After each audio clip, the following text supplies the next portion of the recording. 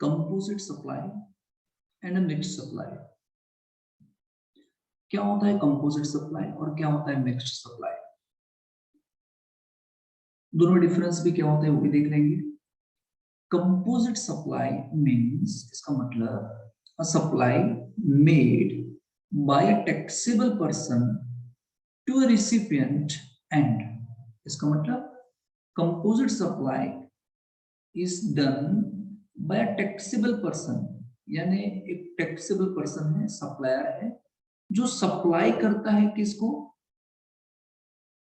Recipient को। जिसको supply किया जाता है इसको हम क्या बोलते हैं, रेसिपिएंट।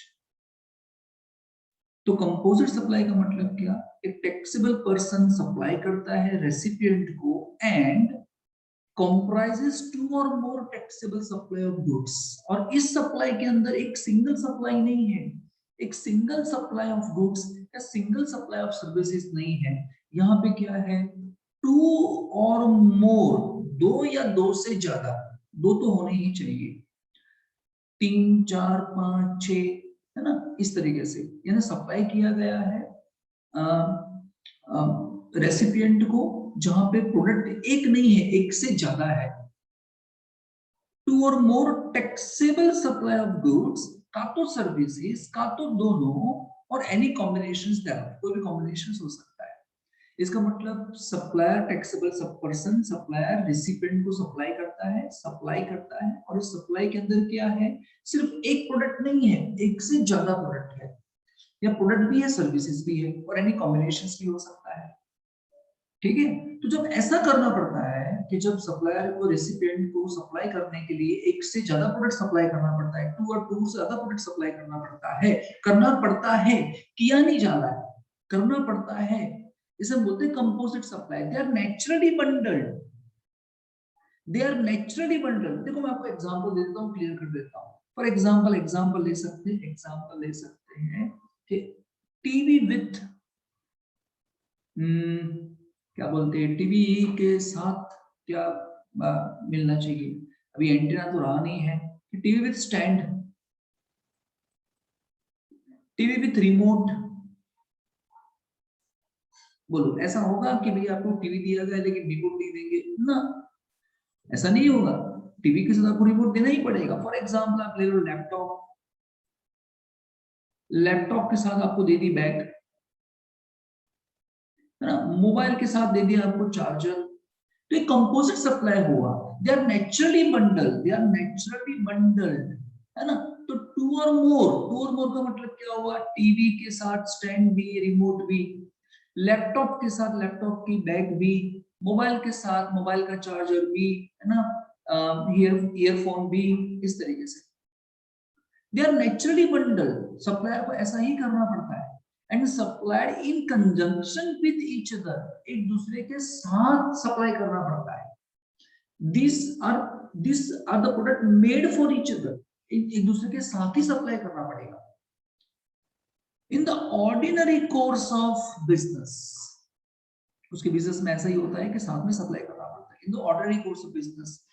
हाँ, अब जरूरी है one of which is a principal supply, yes, लेकिन ये कंपोजिट सप्लाई किया गया जिसके अंदर दो से ज्यादा प्रोडक्ट, है ना, बंडल किए गए थे, है ना, दो से ज्यादा प्रोडक्ट सप्लाई किए गए थे, ओके, गुड्स था, गुड्स के साथ सर्विसेज थी, इसे, लेकिन इसमें से एक प्रोडक्ट, जिसमें से एक सप्लाई, है ना, प्रिंसिपल सप्लाई था, प्रिंसिपल सप्लाई। ठीक है, क्लियर हो गया। सबसे जरूरी ये वर्ड है, they are naturally bundle, they are naturally bundle, ये बहुत ही जरूरी ये वर्ड है डिफरेंशिएट करने के लिए। मिक्स सप्लाई और कंपोजिट सप्लाई को डिफरेंशिएट करने के लिए वर्ड बहुत जरूरी है, और ये जरूरी है, one of which is a principal supply, उसमें से एक होगा प्रिंसिपल सप्लाई। एक क्यों जरूरी है, फॉर एग्जांपल आपने टीवी सप्लाई किया स्टैंड के साथ, अब सवाल ये आता है कि इसमें से प्रिंसिपल सप्लाई कौन सा है ना, तो टीवी की वजह से स्टैंड को दिया गया, लैपटॉप की वजह से बैग को दिया गया, तो ये प्रिंसिपल सप्लाई हो गया, ये प्रिंसिपल सप्लाई हो गया, ये प्रिंसिपल सप्लाई हो गया। लेकिन सर जानना क्यों पड़ेगा प्रिंसिपल सप्लाई, क्योंकि दो से ज्यादा प्रोडक्ट सप्लाई किए गए हैं, तो इसमें से जीएसटी का रेट कौन सा लेने का, अगर दोनों को अलग अलग बेचो ना तो जीएसटी का रेट अलग अलग आता है, अलग अलग बेचो तो कंपोजिट करके नहीं बेचो तो, लेकिन यहाँ तो आपको साथ में बेचना पड़ रहा है।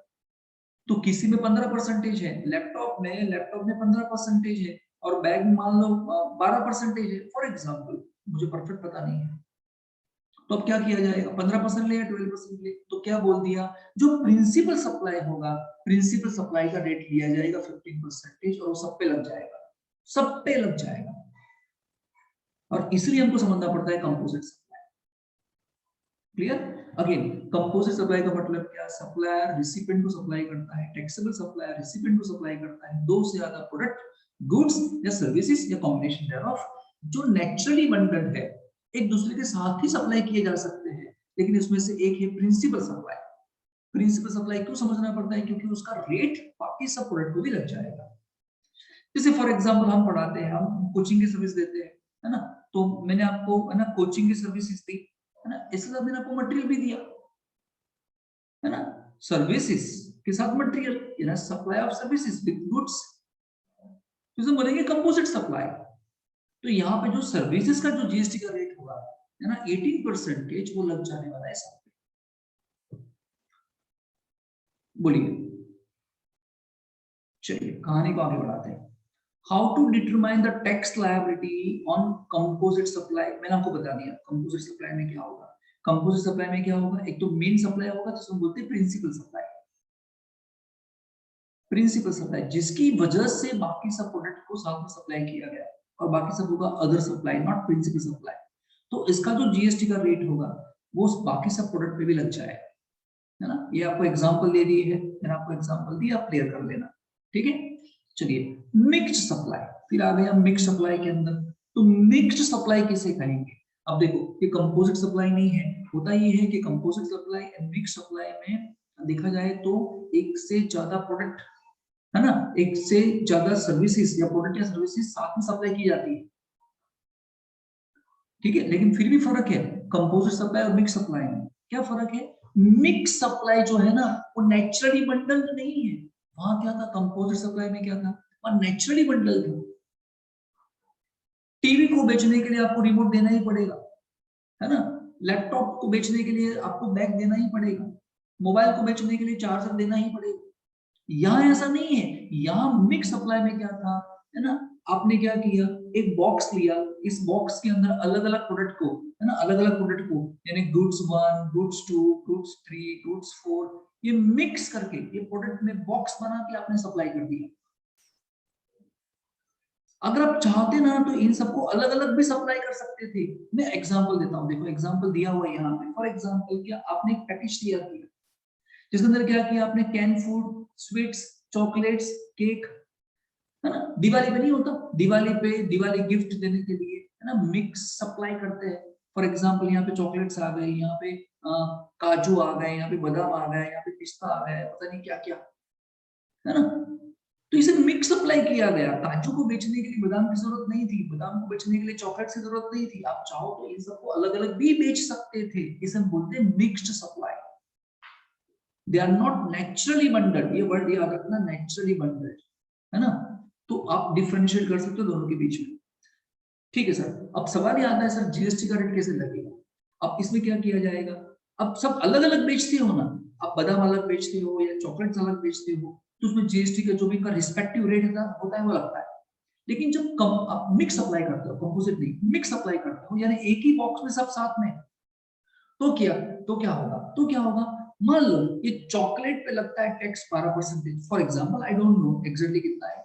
बादाम पे लगता है फॉर एग्जांपल, मान लो यहाँ पे कितना लगता होगा 18%, बाकी सब प्रोडक्ट भी अलग अलग लगता है। तो क्या किया जाएगा, इन सभी मिक्स सप्लाई में से उस प्रोडक्ट का जिसका जीएसटी का रेट ज्यादा होगा वो सब पे लग जाएगा। मिक्स सप्लाई क्या, वो सब पे लग जाएगा, यानी 18% लग जाएगा, इस पे भी, इस पे भी, इस पे भी, इस पे भी, सब पे लग जाएगा,